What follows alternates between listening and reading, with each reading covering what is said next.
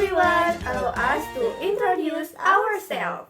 My name is Haira Tunisa. My name is Tengku Oktari Sariani Salsabila. Now we will start our dialogue about politely complaining at coffee shop. Excuse me, do you have a moment? Of course, how can I help you? I ordered a caramel latte a little while ago, but it seemed like I got a regular latte instead. Oh no, I'm so sorry about that. Let me double check your order. You said it was a caramel latte, right? Yes, that's correct. I can show you my receipt if that helps. That won't be necessary, but thank you. Let me make this right for you. Did you take a sip of the current drink? Yes, I did, just to be sure. It's definitely missing the caramel syrup. I really apologize for the mix-up. I'll prepare the correct drink for you immediately. Would you like me to add extra caramel as a small apology? That will be great. I really appreciate that. No problem at all. Please give me just a couple of minutes.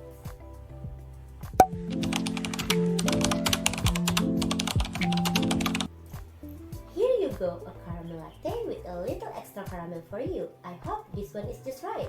Thank you so much. I appreciate how quickly you fixed this.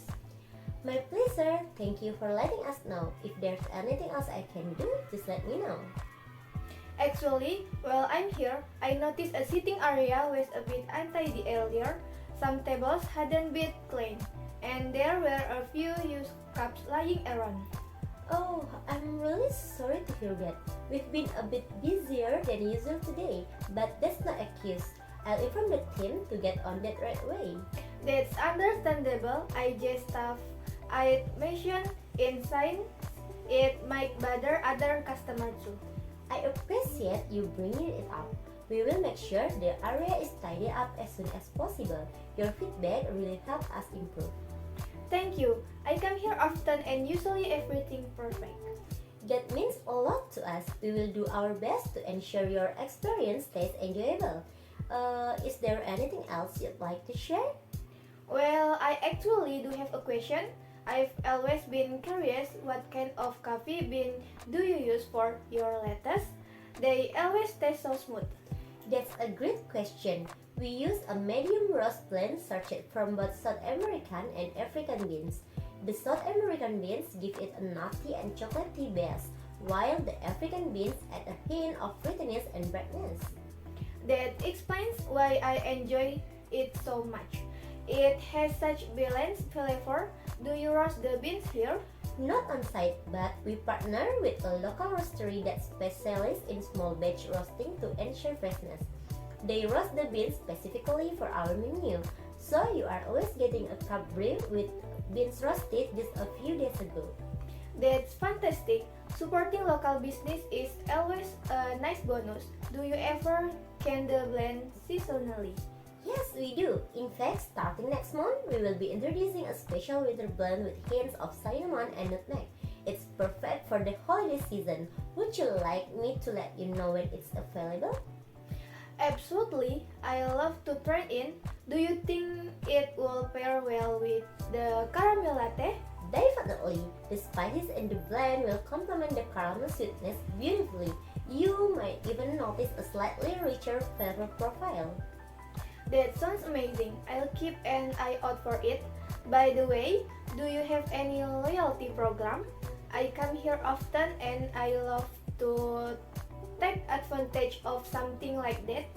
We do. If you download our app, you can collect points for every purchase. Once you reach a certain number of points, you can redeem them for free drinks or snacks. I'd be happy to walk you through how to set it up if you'd like. That will be great. Is the app available for both iOS and Android? Yes, it's available on both platforms. Just search for our cafe name in the App Store and you should find it easily. Perfect. I'll download it when I get home. Thanks for letting me know. My pleasure. We also send out notifications about exclusive offers and new menu items so you'll always be in the loop. That's great. This has been such a nice experience despite the initial hiccup with my drink. Thank you for being so attentive and helpful. It's what we are here for. Your satisfaction means a lot to us. If you ever have more questions or feedback, don't hesitate to reach out. Will do. Thanks again, Sasa. You're very welcome. Have a wonderful day and we will see you next time. Take care. Looking forward to trying the winter blend. I'll make sure it's perfect for you. Take care.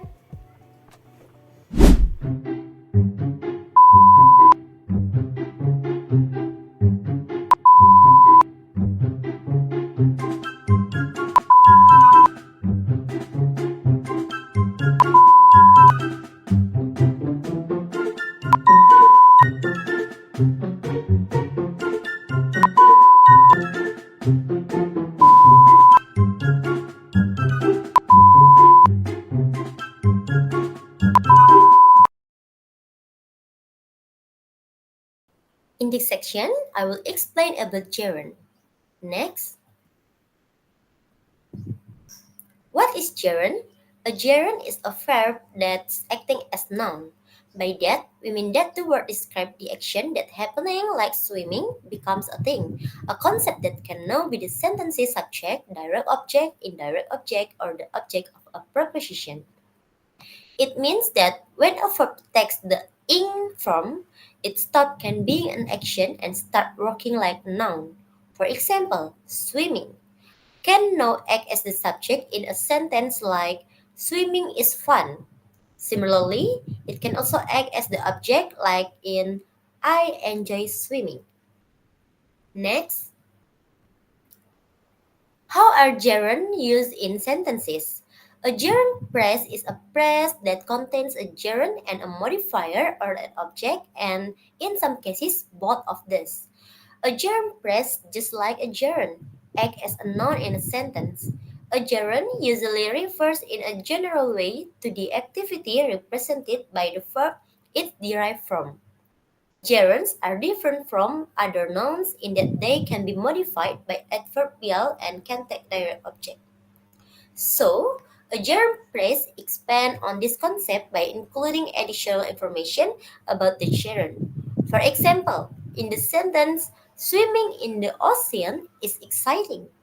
The entire phrase swimming in the ocean is the subject and it gives more detail about where the swimming happens. Just like gerunds, these phrases also act as nouns and can take different roles in a sentence. Next, alright, so there are six types of gerund. The first is subject. When a gerund acts the subject, it takes the position of a noun that performs the action in a sentence. For example, swimming is a good exercise. Here, swimming is the subject because it tells us what the sentence is about. The second is subject complement. A gerund can also function as a subject complement, which provides more information about the subject. For example, her favorite activity is reading. So, in this case, reading complements the subject, her favorite activity, by describing what it is. The next is direct object. When a gerund acts as a direct object, it receives the action of the verb. For example, he enjoys playing chess. Here, playing chess is the direct object of the verb enjoys. Next, indirect object. A gerund can serve as an indirect object, indicating to whom or for whom the action is done. For example, she gave writing a change. In this sentence, writing is the indirect object while a change is the direct object. The next is object complement. In some cases, a gerund acts as an object complement, which give additional information about the direct object. For example, they called her hobby collecting stamps.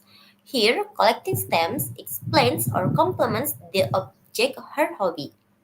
And the last is object of a preposition. Gerunds are often used as object of preposition, meaning they follow a preposition to form a prepositional phrase. For example, she's good at painting. In this case, painting is the object of the preposition at.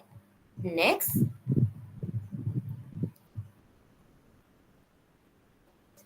this is a gerund form. The gerund form of a verb, like the present participle, is formed by adding ing to the infinitive form of the verb. For example, the infinitive fly creates the gerund flying. Some gerunds are formed slightly differently. For example, lie becomes lying, replacing ie with y. Run becomes running, doubling the n. If you are unsure how to spell a particular gerund, check a dictionary. The gerund forms of two-syllable words that end in I are spelled differently in UK and US English. In UK English, they are typically formed by doubling the I and adding ing. Example, model becomes modeling. And in US English, DI is double only when the final syllable is stressed. Example becomes control. Example, control becomes controlling, but model becomes modeling. Just use one L, not double L. Next, so, how do we create a gerund? As I mentioned above, you can create a gerund by adding ing to the end of a root verb. In other words, a gerund is in the present participle form. But remember, a verb in the present participle form isn't automatically a gerund. Next, so this is some of gerund examples. Gerunds are incredibly versatile. Here are a few more examples of gerunds and gerund phrases in sentence. The first is the students were more focused on passing the class than on learning. The second is running was key to Angela's weight loss journey. The third is so felt social work was her calling. And the last is we watch a PSE about the dangers of drunk driving.